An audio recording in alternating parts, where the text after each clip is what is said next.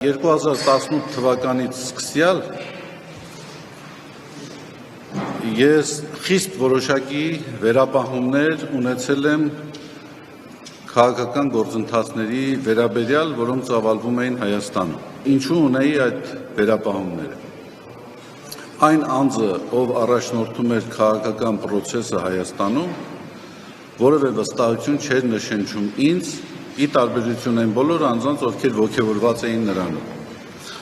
Նրա կենսագրության պարզ վերլուծությունը ինձ հուշում էր, թելադրում էր, որ որևէ դրական տեղաշարժ, որևէ լուսավոր հեռանկար հնարավոր չէ ակնկալել այս մարդու առաջնորդած շարժումից։ Եվ դժբախտաբար 20 թվականին տեղի ունեցավ այն,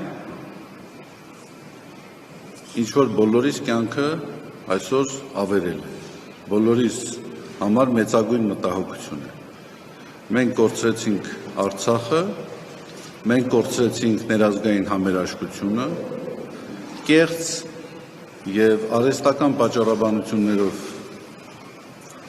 բազմաթիվ անձինք ձերբակալվեցին,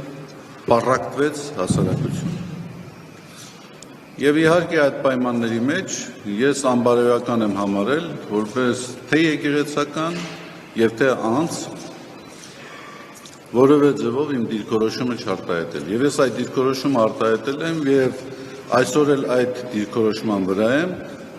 այդ անձը եւ այդ անձինք, այդ իշխանությունը, որ այդպիսի առհավիրք է բերել մեր երկրի եւ մեր ժողովրդի գլխին, չի կարող շարունակել մնալ իշխանության։ Օր առաջ նրանք պետք է հեռանան։